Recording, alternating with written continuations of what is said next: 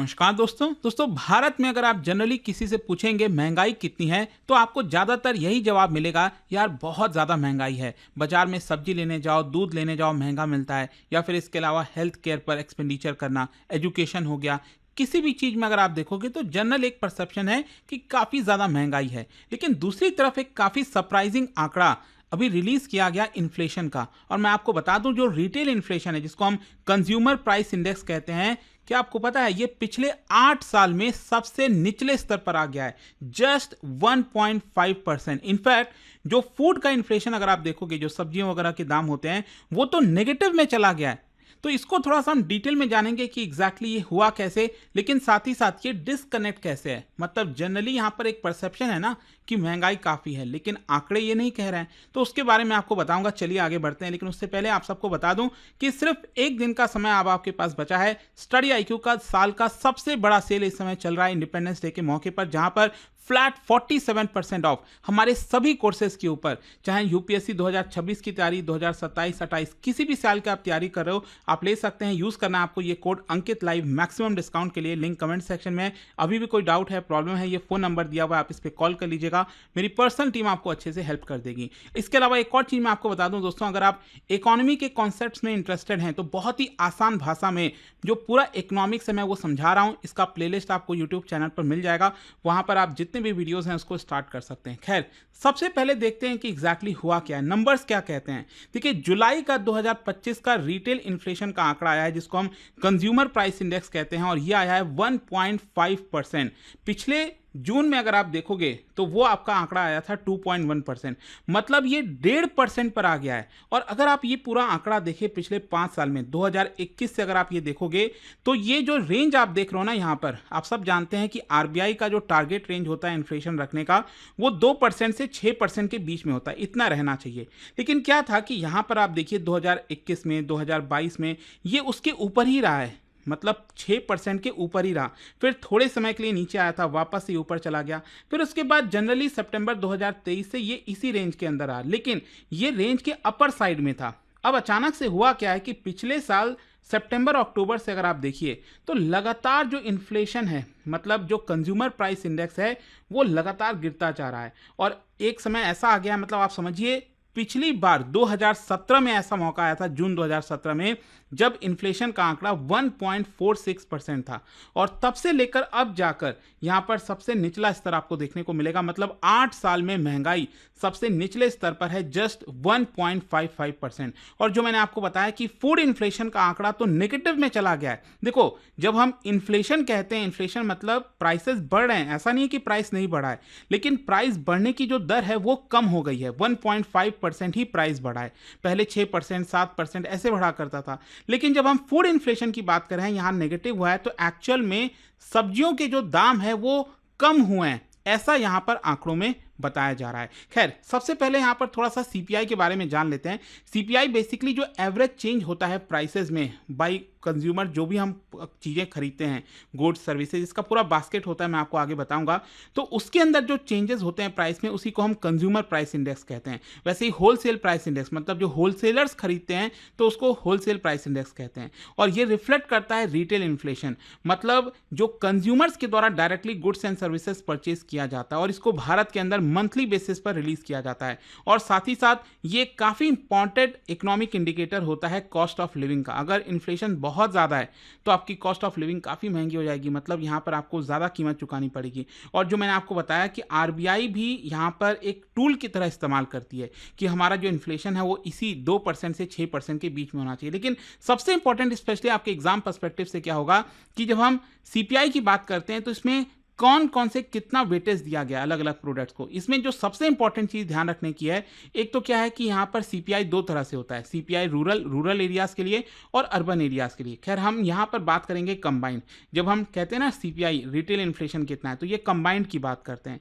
तो इसमें इंपॉर्टेंट चीज जानने वाली ये है कि इसमें सबसे बड़ा जो वेटेज है वो है फूड एंड बेवरेजेस का। मतलब कि 45% अकेले वेटेज सिर्फ फूड एंड बेवरेजेस का है। तो इसी से आप समझ पाओगे कि अगर फूड एंड बेवरेजेस में ज़्यादा चेंजेस होंगे तो ओवरऑल जो सीपीआई है, कंज्यूमर प्राइस इंडेक्स, उसमें बड़ा चेंज आपको देखने को मिलेगा। फिर इसके अलावा हाउसिंग को 10% मिला हुआ है, फ्यूल एंड लाइट को 6.8% मिला हुआ है, क्लोथिंग एंड फुटवेयर को 6.5%। इस तरह से अलग अलग आपको आंकड़ा देखने को मिलेगा। अच्छा, यहाँ पर कंज्यूमर प्राइस इंडेक्स और होलसेल प्राइस इंडेक्स में मेन डिफरेंस ध्यान रखिएगा कि कंज्यूमर प्राइस इंडेक्स में गुड्स एंड सर्विसेज दोनों को लिया जाता है, लेकिन होलसेल वाले में सिर्फ गुड्स को काउंट किया जाता है। जो सर्विसेज इसमें इंक्लूड नहीं होते हैं कंज्यूमर प्राइस इंडेक्स में इंक्लूड होते हैं। अच्छा, बेस ईयर भी ध्यान रखिएगा, जो हम प्राइसेस कैलकुलेट करते हैं ना, वो 2012 के हिसाब से करते हैं कंज्यूमर प्राइस इंडेक्स में, लेकिन होलसेल प्राइस इंडेक्स में ये 2011-12 वाला है। और कौन सी आपका एजेंसी इसको पब्लिश करती है, तो कंज्यूमर प्राइस इंडेक्स को रिलीज किया जाता है ministry of statistics and programme implementation के द्वारा। और होलसेल प्राइस इंडेक्स को ध्यान रखिएगा, ये office of economic advisor DPIIT के अंदर आता है, उनके द्वारा रिलीज किया जाता है। लेकिन क्वेश्चन यहां पर यह है, जो मैंने आपको बोला कि जो सीपीआई है, कंज्यूमर प्राइस इंडेक्स, ये एक्चुअली गिरकर सिर्फ 1.5% हो गया है। तो इसके पीछे का मेन कारण क्या है? देखो, सबसे बड़ा कारण है फूड इन्फ्लेशन। मैंने अभी आपको क्या बताया कि अगर फूड एंड बेवरेजेस में ज़्यादा चेंज आएगा तो पूरा का पूरा सीपीआई उसी डायरेक्शन में जाएगा। तो यहाँ पर मैंने आपको बताया कि कंज्यूमर जो फूड इन्फ्लेशन है वो क्या हुआ है, नेगेटिव हो गया है, -1.76% हो गया है, जिसकी वजह से ओवरऑल सीपीआई के अंदर आपको चेंज देखने को मिल रहा है। और स्पेशली यहाँ पर बोला गया कि vegetables, pulses and products, cereals and products, sugar and confectionery, eggs हो गया, इन सब में नेगेटिव ग्रोथ देखने को मिली है, मतलब फूड डिफ्लेशन हुआ है एक्चुअली यहाँ पर, ठीक है।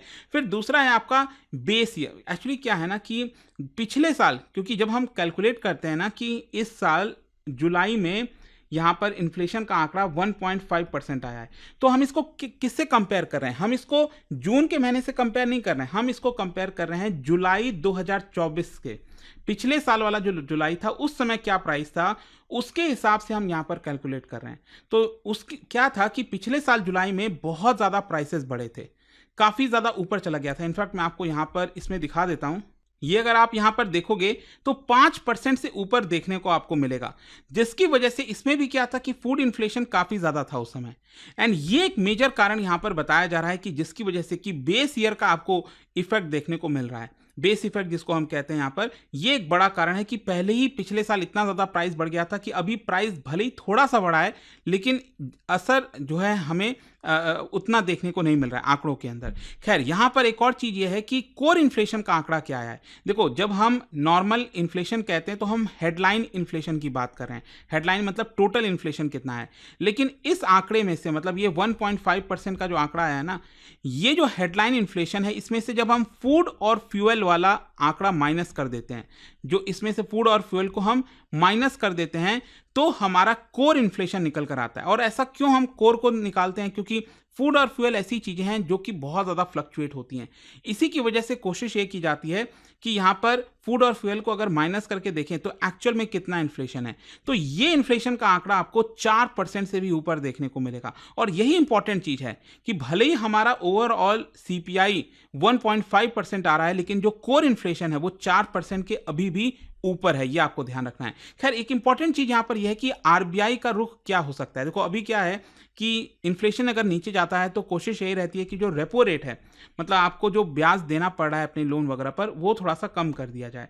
तो रेपो रेट कम कर दिया जाता है। अभी अगस्त के महीने में यहाँ पर मॉनेटरी पॉलिसी कमेटी आई थी, रिपोर्ट आई थी, तो उसके अंदर कोई चेंज नहीं किया गया था, 5.5% ही रखा गया। लेकिन अगर ऐसे ही इन्फ्लेशन नीचे रहता रहा तो यहाँ पर आरबीआई अपनी जो अगली पॉलिसी है, अब अगली पॉलिसी अक्टूबर में आएगी, तो वहाँ पर जो रेपो रेट है उसको कम कर सकती है, जिसकी वजह से यहाँ पर काफ़ी कुछ फायदा हो सकता है। लेकिन इसमें कई चीज़ें डिपेंड करती हैं कि क्या ये बस एक ही महीने का इम्पैक्ट है, क्या अगले बार कहीं सितंबर में, अगस्त का जो आंकड़ा आएगा सितंबर के महीने में, क्या उसमें वापस से तो इन्फ्लेशन नहीं बढ़ जाएगा। कई चीज़ें हैं यहाँ पर। लेकिन इसमें एक और चीज़ हम पढ़ेंगे कि यहाँ पर कौन विनर्स हैं और कौन लूजर्स हैं। देखो, क्या है कि इन्फ्लेशन नीचे गया तो विनर्स वो होते हैं जिन्होंने लोन लिया, जिन्होंने बोरो किया था, जैसे for example home loan, consumer credit. तो इससे क्या होता है कि रेपो रेट नीचे जाता है, जिसकी वजह से अगेन यहाँ पर आपको कम ईएमआई पे करनी पड़ती है, तो ये एक बड़ा फायदा होता है। लेकिन लूजर्स कौन है यहाँ पर? फार्मर्स, किसान को ऑब्वियस सी बात है, वैसे ही उतना उनकी कमाई नहीं होती है।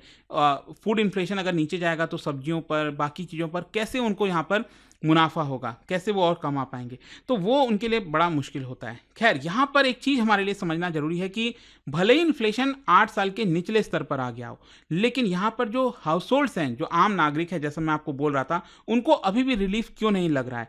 इसका एक बड़ा कारण मैंने आपको पहले ही बताया कि जुलाई 2024 में पहले ही फूड इन्फ्लेशन काफ़ी हाई था उस समय, जिसके कारण से यहाँ पर आप देखोगे तो अभी आपको उतना इम्पैक्ट नहीं देखने को मिल रहा है। तो ये बेस इफेक्ट जो है यहाँ पर एक बड़ा कारण है। दूसरा, कोर इन्फ्लेशन, आई होप आपको मैंने पहले ही बता दिया कि देखो क्या है ना कि आजकल लोग काफ़ी ज़्यादा खर्चा एजुकेशन पर, हेल्थ पर वो कर रहे हैं। पहले शायद उतना नहीं करते थे, लेकिन कोर इन्फ्लेशन में तो ये सब आंकड़े आते हैं। मेन गिरावट किस में हुई है? फूड इन्फ्लेशन में हुई है, लेकिन बाकी चीज़ों में तो अभी भी इन्फ्लेशन है ना 4% से ज़्यादा। तो इसी की वजह से आई होप आप समझ पा रहे होगे कि क्यों हाउस होल्ड्स को उतना रिलीफ नहीं लग रहा है और ये डिस्कनेक्ट क्यों है। इसका मेन कारण मैंने अभी आपको दिखाया था ना, सीपीआई जो बास्केट है उसके अंदर 45% वेटेज अकेले फूड को दिया गया है। तो फूड में गिरावट भले ही हुई है, लेकिन इसी की वजह से यहाँ पर सीपीआई का ओवरऑल आंकड़ा 1.5% आ रहा है। लेकिन जैसा मैं आपको डिफरेंस देखने को मिल रहा है, क्योंकि जो बेस ईयर हमने लिया था वो 2011-2012 के हिसाब से है, राइट। तो यहाँ पर उसमें वेटेज आपका उसको फूड इन्फ्लेशन को, फूड को जो है ज़्यादा दिया गया 45%, and that is one of the biggest reason कि यहाँ पर आपको ये पूरा डिस्कनेक्ट देखने को मिलेगा, क्योंकि लोग हेल्थ केयर, एजुकेशन, हाउसिंग, इन सब ज़्यादा खर्चा करने लगे हैं, राइट। तो इसी की वजह से लोगों को उतना लग नहीं रहा है कि क्या एक्चुअल में कम हुआ है कि नहीं। खैर, आगे क्या हो सकता है, देखो अभी क्या है कि कोर सीपीआई देखना होगा आगे आने वाले समय में, और उसके हिसाब से आरबीआई फैसला लेगी। फिर इसके साथ साथ जो मानसून और खारिफ हार्वेस्ट है, सोइंग का जो डेटा है, वो जब सामने आएगा तो उससे भी पता लगेगा कि फूड की सप्लाई बढ़ रही है कि नहीं। अगर अनाज वगैरह का ज़्यादा प्रोडक्शन होता है तो इसकी वजह से इन्फ्लेशन कंट्रोल में रहेगा, लेकिन अगर वो इम्पैक्ट हुआ मानसून वगैरह की वजह से तो उसके ऊपर असर आ सकता है इन्फ्लेशन के ऊपर। तो आई होप कि वो आपको अच्छे से डिटेल में समझ में आ गया होगा। एक बड़ा जो आंकड़ा आया था कि 8 साल के निचले स्तर पर चली गई है इन्फ्लेशन, वो क्या है। और जाने से पहले एक बहुत ही इंटरेस्टिंग क्वेश्चन, क्या बता सकते हो which of the following can directly reduce consumer price index inflation in the short term. इनमें से क्या क्या चीज़ें शॉर्ट टर्म में इन्फ्लेशन को कम कर सकती हैं। और इसका राइट आंसर आप सब जानते हैं, मेरे इंस्टाग्राम पर तो मिलेगा ही, वहाँ पर अगर आप नहीं हो कोई बात नहीं, टेलीग्राम से ले सकते हैं इसका सही उत्तर। और दोस्तों, जैसा मैंने आपको बताया, ये बस एक दिन का मौका आपके पास है स्टडी आईक्यू का जो सबसे बड़ा सेल है, जहाँ पर आपको मैक्सिमम डिस्काउंट, इतना बड़ा डिस्काउंट आपको कभी देखने को नहीं मिलेगा, ये मिल रहा है। और हमारे बैचेस के अंदर प्रीलिम्स, मेंस, इंटरव्यू सब कुछ की तैयारी कराई जाती है। 18 बुक्स का पूरा सेट आपके घर भेजा जाता है।